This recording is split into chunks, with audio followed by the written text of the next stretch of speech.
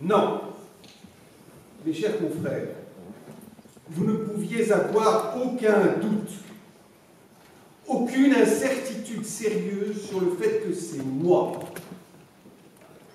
et moi seul, qui viendrai à cette barre m'offrir à vos critiques. Moi seul pouvais les justifier, lors de mes prises, les assumer. Car que voulez-vous? Dans notre union platonicienne, pour ne pas dire platonique, je suis le vice et elle est la vertu. À moi les paillettes, les bulles de champagne, les spotlights médiatiques, les courtisans, les rodomontades, les promesses, les faux semblants et les passe-points. À elle,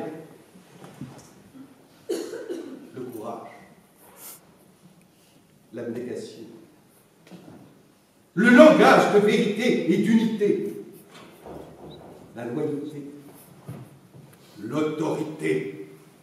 Elle, la Merkel du barreau, la Thatcher du CNB, l'Indira Gandhi de l'UJA, la Golda Meir de la grande profession du droit.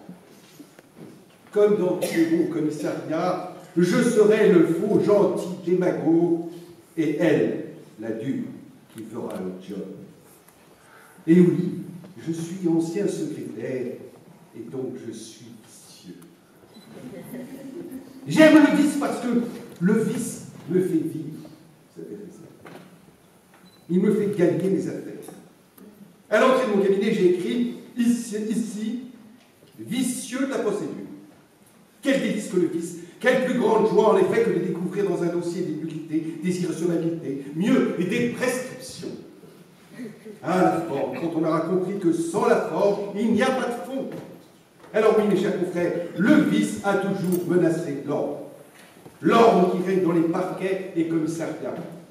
Le vice, c'est la terreur du bel ordonnancement des procès-verbaux, des perquisitions, des expertises. Le vice menace aussi l'existence du contrat, et donc l'ordre social, quand il touche au consentement. Le vice caché, pour sa part, menace le bon ordre d'une construction, d'une fabrication ou d'un médicament. Le vice menaçait l'ordre des Templiers, comme il menace celui de Malte ou des Dominicains aujourd'hui.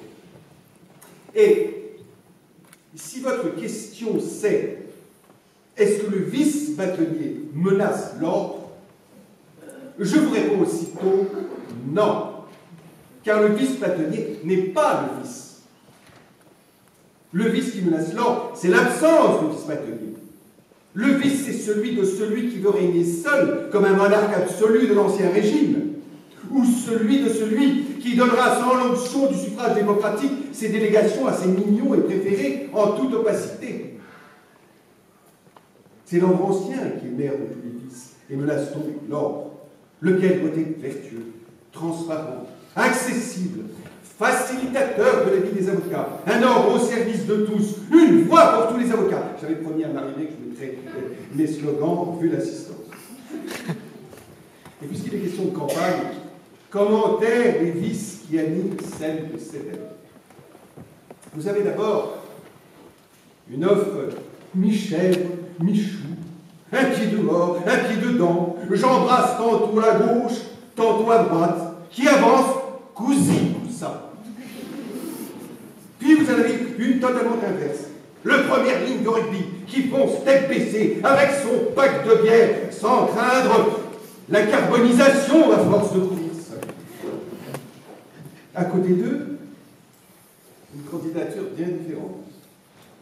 Elle aussi, sévère, âme, rigoureuse, pas rigolote, quoi. Bref, austère. Mais qui ne vous dit pas tout.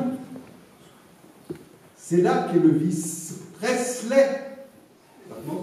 C'est là qu'est le vice Presley. Elles ne vous disent pas tout. Elles te le diront. On ose taire, Élisabeth I, la cruelle, celle qui fit assassiner Marie Stuart, ne régnera pas, mais que ce sera évidemment Élisabeth II qui s'accrochera au trône, comme là-bas. Puis l'offre habituelle, celle que j'aime, celle qui aime les combats répétitifs,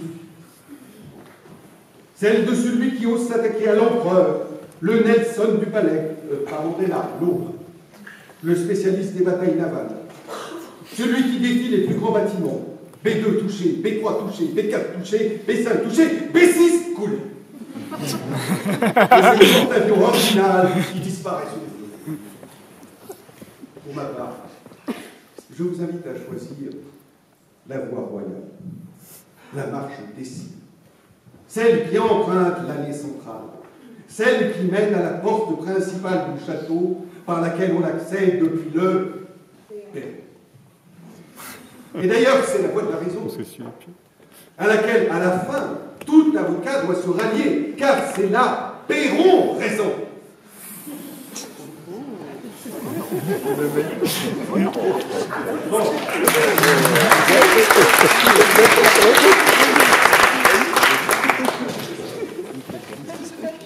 Bon, je sais, ça ne se fait pas de faire des jeux de mots avec une famille. Vous, secrétaire en fonction, ne les faites jamais. Vous êtes sobre, cultivé, mesuré, vous arrivez à l'heure, vous ne cédez jamais à la facilité, à la vulgarité, à l'entre-soi satisfait et goguenard. Celui qu'on déplore trop souvent, mais dans ces concours étudiants et autres émissions de télévision qui singent notre merveilleuse conférence véridique. Vous êtes l'élite du barreau, sa vitrine, son école de l'éloquence.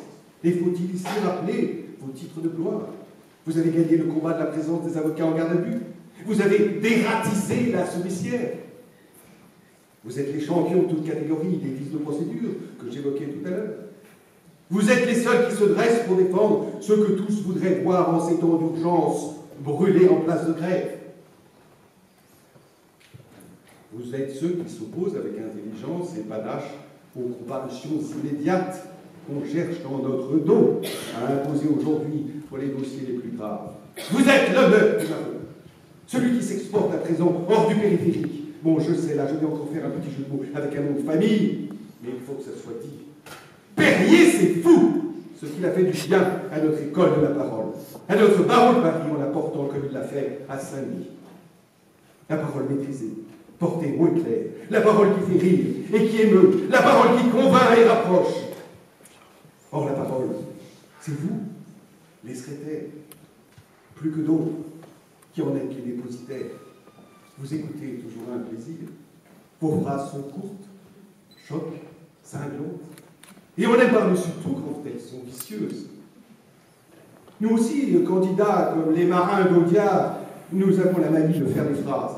Mais nous, c'est plutôt sujet, verbe, compliment. Pour finir, comme l'occasion m'est donnée, je voudrais évoquer la séance de la conférence Berlier du 8 mars 1993. Ma séance.